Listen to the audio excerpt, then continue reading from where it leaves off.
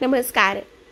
लक्ष्मीच्या पावलांनी या मालिकेच्या आजच्या भागामध्ये आपण पाहत आहोत की अद्वैत आणि राहुल डायनिंग टेबलच्या एरियामध्ये बसलेले असतात.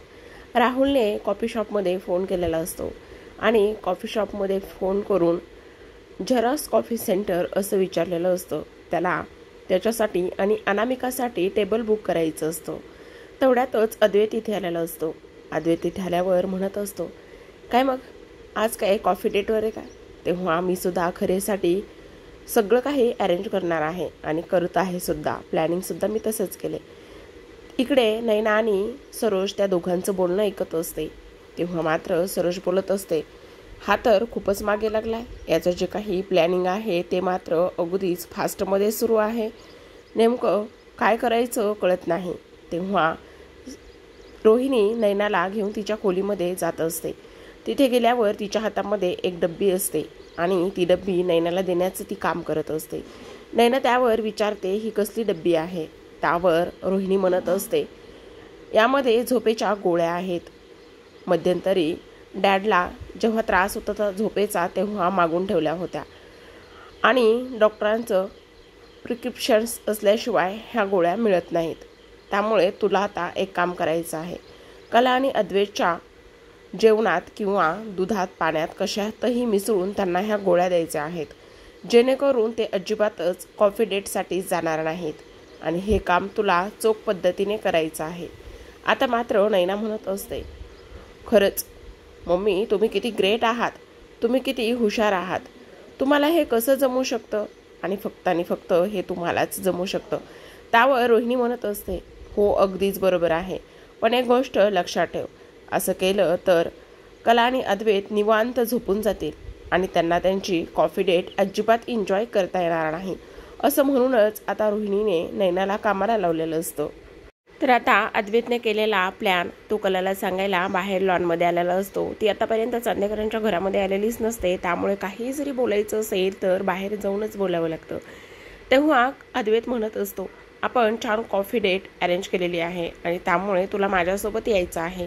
त्यावर आता कला म्हणत असते, अरे एवढं सगळं करायची काहीच गरज नव्हती आणि त्याचबरोबर कॉफी पिणं म्हणजे दोघांनी एकत्र वेळ घालवणं हे सगळं मला नको आहे आणि खूप छान कॉफी पितानाच्या आठवणी, त्याचबरोबर जेव्हा आपण वयस्कर होऊ, म्हातारे होऊ तर ते आठवून आपल्या त्या आठवणी सर्व ताज्या झाल्या पाहिजेत. कॉफी डेट म्हणजे दोन मनांचे मिलन, एकमेकांसोबत वेळ घालवणे हे सगळं काही त्यामध्ये आलं पाहिजे, तरच ती कॉफी डेट अतिशय योग्य होते. असं म्हटल्यानंतर आता अद्वैत कलाकडे चमकूनच पाहत असतो. त्याला असं वाटत असतं की आत्ता आपल्याला काउन्सलरने 6 महिन्याचा वेळ दिलेला आहे आणि ही माझ्यासोबत म्हातारपणाचे स्वप्न पाहत आहे. अशा छोट्या मोठ्या गोष्टीमधून आता काउन्सलरचं काम तो करत असतो, म्हणजेच की ह्यांना दोघांना एकत्र आणण्याचं. आता नैना तिथे आलेली असते आणि नैना विचार करत असते, ह्या दोघांचं बोलणं नक्कीच ऐकायला पाहिजे. काय बोलतायत हे सगळं कळालं पाहिजे, म्हणजेच की ज्या पद्धतीने सासूबाईंनी सांगितलेल्या गोष्टी आहेत त्या मला वर्क करता येतील. आता ह्याच गोष्टीवरून पुन्हा इथे अद्वैत आणि कलामध्ये छोटासा वाद होत असतो. आता ह्या दोघांचा वाद होतच असतो, पण नैना त्या संधीचा फायदा घेत असते. इकडे मात्र कला म्हणत असते, एवढ्या त्या महागड्या रेस्टोरंटमध्ये मला अजिबात जायचं नाही. त्यावर आता अद्वैत म्हणत असतो, का नाही जायचं? अजिबात असं मी अजिबात ऐकून घेणार नाही. मग ठीक आहे, कॉफी डेटच कॅन्सल. त्यावर कला म्हणत असते, असं कसं कॉफी डेट कॅन्सल करायची? मग त्या आजोबांना काय सांगायचं किंवा त्या काउन्सिलरना काय सांगायचं? असं अजिबातच करून चालणार नाही. गेलं तर पाहिजे. पण अद्वैत म्हणत असतो, मग काय करायचं? तेव्हा कला म्हणत असते, पण मला ना एवढ्या महागड्या हॉटेलमध्ये कॉफी अजिबात प्यायची नाही. त्या एका एवढूशा कॉफीसाठी 400-500 रुपये कशाला घालायचे? त्यापेक्षा आपण इथेच आउटहाऊसमध्ये केलं तर नाही का चालणार? तेव्हा कला अद्वैतला राग येतो आणि तो म्हणत असतो, जा तुला जे काही करायचं आहे ना ते तू कर. असं म्हणून दोघांमध्ये वाद होतो. तेवढ्यातच तिथे रोहिणी नैनाजवळ आलेली असते आणि त्या दोघांचं भांडण त्या दोघीसुद्धा ऐकत असतात. कारण आता कला आणि अद्वैत दोघेसुद्धा एकमेकांवर चिडलेले असतात. कलाला बाहेर जाऊन कॉफी घ्यायची नसते आणि अद्वैत म्हणत असतो, तुला जे काही करायचं आहे ते तुला जसं करायचंय तसं कर. मला तुझ्याशी मुळात कुठल्या गोष्टीवरती बोलायचंच नाही आणि काही करायचंच नाही. तेव्हा मात्र आता रोहिणीला सुद्धा टेन्शन आलेलं असतं. हे दोघे जर कॉफी पिण्यासाठी बाहेर जाणार नसतील तर नेमके काय करणार आहेत? आता हे आपल्याला शोधून काढलंच पाहिजे आणि त्यामुळे ती त्याच विचारामध्ये हरवलेली असते. तेवढ्यातच आता कला रागाने निघून जाते तर अद्वैत म्हणत असतो, तुला जे करायचंय ते कर. असं म्हणूनच आता तो गाडीच्या बोनेट पॉईंटवरती जोरातच हात आपटतो आणि हात आपटल्यानंतरच तो तिथून निघून जाण्याचं सुद्धा काम करत असतो. रागाने निघून गेल्याच्या नंतर मात्र कला, नैना आणि त्याचबरोबर रोहिणी आहे त्याच ठिकाणी गाडीच्या तिथे लपून बसलेले असतात, जेणेकरून आता अद्वैतच्या समोर आपण यायला नाही पाहिजे म्हणून. आता कलाने स्पष्टपणे बाहेर जाण्यासाठी नकार दिल्यामुळे अद्वैत थोडासा चिडचिड करतच घरामध्ये येत असतो. इथे मात्र सोहमने मस्त प्लॅनिंग त्याचं सुरू असतं, कारण तो अनामिकाला घेऊन जाणारच असतो म्हणून. आता मात्र नैना तर तिच्या कामाला लागणारच असते, पण आता रोहिणीला खूप मोठा प्रश्न पडलेला असतो. झोपेच्या गोळ्या तर आता कॅन्सल होत आहेत. अद्वैतची चिडचिड होत असते आणि सोहम विचारत असतो, दादा काय झाले? त्यावर अद्वैत म्हणत असतो, अरे तुझी ना वहिनी एक नंबरची डांबरेस आहे. तुझं बरं आहे बाबा, आपलं तुझी बायको म्हणेल ते सगळं काही ऐकते, पण माझी बायकोचं अजिबातच तसं नाही. आता तिला माझ्यासोबत बाहेर जाऊन कॉफी घ्यायचीच नाहीये. तिला एकच काम करायचंय, घरामध्ये आउट हाऊसमध्येच तिला कॉफी घ्यायची आहे. त्यावर सोहम म्हणत असतो, अरे दादा मग चांगली गोष्ट आहे ना, आउट हाऊसमध्ये कॉफी घेतली तर काय फरक पडतो? ते तर उलट बेस्ट आहे ना. तू एक काम कर, आउट हाऊसला मस्त लाइटिंग वगैरे कर आणि त्याचबरोबर बलून्स वगैरे लाव आणि तिथे थोडंसं कॉफीचं फील येईल, डेकोरेशन केल्याच्या नंतर खूप छान वाटेल, असं काहीतरी कर. त्यावर आता अद्वैत म्हणत असतो, हो हे तर आयडिया एक नंबरच आहे. खरंच मी जर असं केलं तर ह्या सगळ्या काही गोष्टी मॅनेज होऊ शकतील. मी जर असं केलं तर हे सगळं काही व्यवस्थित होऊ शकेल. त्यावर आता सोहम त्याला म्हणत असतो, हो अगदीच बरोबर आहे. इकडे मात्र पुन्हा एकदा नैना आणि त्याचबरोबर सरोज बोलत असतात. तेव्हा सरोज म्हणत असते, आता काय करायचं? त्याने तर बाहेर जाण्याचा प्लॅन पूर्ण कॅन्सल केलेला आहे, त्यामुळे मला खूपच जास्त टेन्शन आलेलं आहे. तेव्हा आता नैना म्हणत असते, हो ना, काय करायचं? आपण एक ठरवलं होतं आणि आता एकच होत आहे, पण त्याला तर तिच्याबरोबर कॉफी घ्यायचीच आहे. त्यावर आता सरोज म्हणत असते, तो आता आउट हाऊसमध्ये डेकोरेट करत आहे ना, डेकोरेशनची आयडिया खूपच भन्नाट आहे, पण मग आता आपण ती आयडिया वर्क करायची. तू एक काम कर, जेव्हा अद्वैत तिथे डेकोरेशन करायला आतमध्ये जाईल तेव्हा मात्र तू नैनाला जी काही कला आहे, कलाला थोड्या वेळासाठी बाहेर थांबवून घे. मी आतमध्ये जाऊन तिची वायर कट करेल आणि ती शॉक सर्किट होईल आणि तेव्हा मात्र धमाका होऊ शकतो, असं म्हणूनच ती नैनाला कामाला लावत असते. आता मात्र सोहमने अद्वैतला सांगितल्याप्रमाणे अद्वैतची तयारी सुरू असते. आउट हाऊस त्याला मस्त सजवायचं असतं. बलून्स त्याचबरोबर लाईटच्या माळा सगळं काही गोष्टी तो इथे घेत असतो आणि सगळ्या काही गोष्टी त्याने इथे घेतल्याच्या नंतर मात्र नैना तिथे येते. नैना तिथे आल्याबरोबर ती म्हणत असते, काय करतोयस तू? तेव्हा तो म्हणत असतो, नाही नाही काही नाही. त्यावर आता नैना म्हणत असते, खरं खरं सांग. त्यावर तो म्हणत असतो, खरं तर तू खरंच खूप रोमॅन्टिक आहेस, पण माझा राहुल ना माझ्यासाठी असल्या काही गोष्टी करतच नाही. तू बघितलंस ना तो माझ्याशी कसा वागत आहे, कसा करत आहे. खरं तर तू कलासाठी किती रोमॅन्टिक करत आहेस हे सगळं काही, पण तुला माझी काही मदत लागणार आहे का? पण एक गोष्ट मला सांग अद्वैत, तू जर आता आउट हाऊसमध्ये असशील तर तू ही सगळी कशी तयारी करणार आहेस? तिथे तर कला असणार आहे ना, मग कलासमोर थोडी ना तू करणार आहेस. त्यावर आता अद्वैतला वाटत असतं हे सुद्धा बरोबर आहे. तेव्हा नैना म्हणत असते, ठीक आहे मी तुझी मदत करते. कलाला मी थोड्या वेळासाठी बाहेर बोलावून घेते. जोपर्यंत मी कलाला माझ्या बोलण्यात गुंतवून ठेवेन तोपर्यंत तू आतमध्ये निघून जा. तेव्हा आता अद्वैत नैना मदत करणार आहे म्हणून खूपच जास्त आनंदात असतो आणि नैना लगेचच बाहेर जाते. आता नैना किती नाटकी आहे किंवा किती तिला ज्या गोष्टी पाहिजेत त्या व्यवस्थित करून घेता येतात हे आपल्याला माहीतच आहे. आता नैना आउट हाऊसच्या बाहेर उभी असते. तेवढ्यात अद्वैत त्याची तयारी करून आलेला असतो आणि दोघं एकमेकांना थंब दाखवतात. आता नैना मुद्दामूनच राहुलवर ओरडण्याचं नाटक करत असते.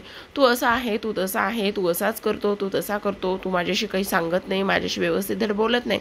मुद्दामूनच कलाला ऐकू जाईल याच आविर्भावामध्ये तिची बडबड सुरू असते. तेवढ्यातच हिचा आवाज ऐकून कला मात्र काळजीपोटी धावतच बाहेर आलेली असते. बाहेर आल्याच्या नंतर ती ते नैनाला विचारत असते, अगं काय झालंय? तू एवढी चिडचिड का करत आहेस? तू एवढं का ओरडत आहेस? तेव्हा आता बघ ना, हा राहुल ना माझ्याशी तर नीट बोलतच नाहीये आणि मी काही जरी विचारलं ना तर माझ्या प्रश्नाची एकही उत्तरं तो नीट देत नाही. तेव्हा कला म्हणत असते, मी बोलू का राहुलशी? चल आपण आतमध्ये जाऊन बसूया आणि तिथे बोलूया. तेव्हा आता ती म्हणत असते, नाही नाही आतमध्ये कशाला जाऊन बोलायचं आहे, इथेच बोलूया ना. तेव्हा आता जो काही अद्वैत आहे, अद्वैत आतमध्ये जाण्यासाठी तयार झालेला असतो. शेवटी फायनली नैना त्याला इशारा करते आणि म्हणत असते, तू आता जा आतमध्ये. आणि तेव्हा अद्वैत आतमध्ये जात असतो. तेवढ्यातच तिथे आता सरोज सुद्धा आलेली असते आणि सरोज आल्यानंतर तिला सुद्धा आतमध्ये निघून जायचं असतं. तेव्हा आता कला म्हणत असते, खरं खरं सांग काय झालेलं आहे?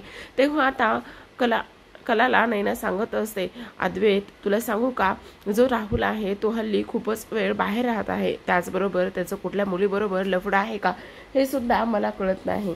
आणि कसं कळणार, कारण तो मला काही गोष्टी सांगतच नाहीये. आता मी काय करू हेच मला कळत नाही. आता मात्र नैनाने कलाला व्यवस्थित तिच्या शब्दामध्ये गुंडाळून ठेवलेलं असतं. आता अद्वैत पटकन आउट हाऊसमध्ये जातो आणि दरवाजा बंद करत असतो आणि त्याने जे काही मटेरियल घेऊन आलेला असतो, लाईटच्या माळा, बलून्स, त्याचबरोबर जो पंप असतो तो सुद्धा त्यानं सगळं मटेरियल लागेल तेवढं घेऊन गेलेलं असतो. सुरुवातीला तर तो लाईटच्या माळा तिथे जॉईंट करून घेत असतो आणि त्यानंतर जे काही त्याने हॉट शॉपमधील बलून आणलेले असतात ते बलून्स तो फुगवायला सुरुवात करत असतो. तिथेच जी काही रोहिणी आहे ती येत असते आणि अद्वैत काय काय करतो, त्याची तयारी कुठेपर्यंत आलेली आहे, ह्या सर्व गोष्टी ती इथे उभा राहूनच पाहण्याचं काम करत असते. आणि पाहत असताना मात्र आता अद्वैतची ही तयारी कशासाठी सुरू असते हे सर्वांनाच कळून चुकलेलं आहे. तेव्हा मात्र आता अद्वैत छोटासा टिपॉय समोर असतो आणि टिपॉय समोर असताना त्याने गुलाबाच्या पाकळ्या सुद्धा तिथे आणलेल्या असतात आणि त्या गुलाबाच्या पाकळ्या पूर्ण तो त्या टिपॉयवरती पसरवण्याचं काम करत असतो आणि त्याची तयारी ऑलमोस्ट इथे होतच आलेली असते. अद्वैतने स्वतःच्या हाताने एवढी सगळी तयारी केल्यानंतर तो खूपच जास्त खुश झालेला असतो, त्याला खूप जास्त छान वाटत असतं. आता ही तयारी केल्याच्या नंतर ज्या काही गुलाबाच्या पाकळ्या आहेत तो स्वतःच सगळ्या खोलीमध्ये शिंपडत असतो आणि त्या सगळ्या पाकळ्या त्यानं खोलीभर पसरवल्याच्या नंतर त्याला खूप छान वाटत असतं. ती रूम एवढी सुंदर दिसत असते आणि त्यानंतर तो लाईट्स ऑन करतो.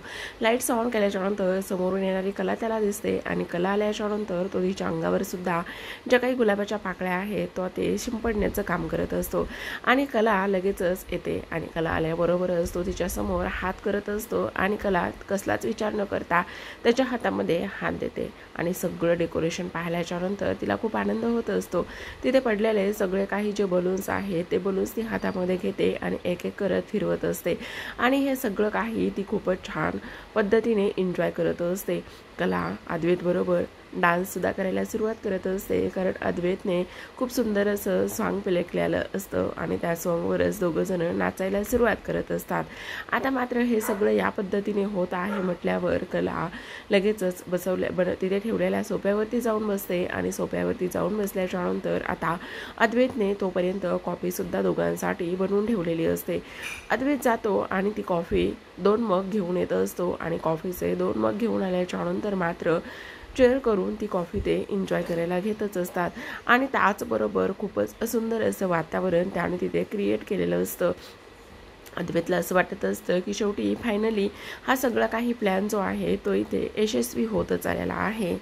कला मात्र एकटकच आता त्याच्याकडे पाहत असते आणि पाहत असताना कॉफीचा एक एक सिप ती घेत असते. अद्वैतसुद्धा खूपच छान तिच्यासोबत ही कॉफी डेट एन्जॉय करत असतो आणि कॉफी पिऊन झाल्याच्या नंतर कला मात्र अद्वैतच्या मिठीत तिथे आहे त्याच ठिकाणी विसवलेली असते. पण प्रेक्षकांनो, तुम्हाला खरं सांगायचं म्हणजे तर हे अद्वैतला पडलेलं फक्त एक स्वप्न असतं. त्याने इमॅजिन केलेलं असतं की कलाला हे सगळं काही आवडल्यावर कला अशी अशी रिॲक्ट करेल म्हणून. आता हे सर्व काही झाल्याच्या नंतर तो तिथून स्विच ऑफ करून बाहेर पडतो. आता मात्र नैनाचा आतापर्यंत प्लॅन हा चालूच असतो. राहुलचं गाणं ती कलासमोर गातच असते. राहुलने असं केलं, राहुलने तसं केलं, ह्या सर्व गोष्टी ती इथे सांगत असते आणि तेव्हा मात्र कला म्हणत असते, हे बघ नैनाताई, मला मान्य आहे तू समोरासमोर राहुलशी एकदा बोलून का घेत नाहीयेस. त्यावर आता कला म्हणत असते, तेव्हा नैना म्हणत असते, नाही ना, मी राहुलशी नाही ह्या गोष्टी बोलू शकत आणि मी जर त्याच्याशी काही गोष्टी बोलायला गेले तर तो माझं ऐकूनच घेत नाही. आता मला सांग कला, एवढी सुंदर बायको घरात असताना दुसऱ्या मुलींशी बोलायची काय गरज आहे. आता मात्र तेवढ्यातच अद्वैत बाहेर आलेला असतो आणि बाहेर आलेला अद्वैत आता सगळं काही आटोपून झालेलं आहे असा थंब तो तिला दाखवत असतो आणि सगळं झाल्याच्या नंतर नैना मात्र खूप जास्त खुश झालेली असते आणि तेव्हा अद्वैत तिथून निघालेला असतो. त्यावर आता कला म्हणत असते, बरं ठीक आहे, मी राहुलशी बोलू का.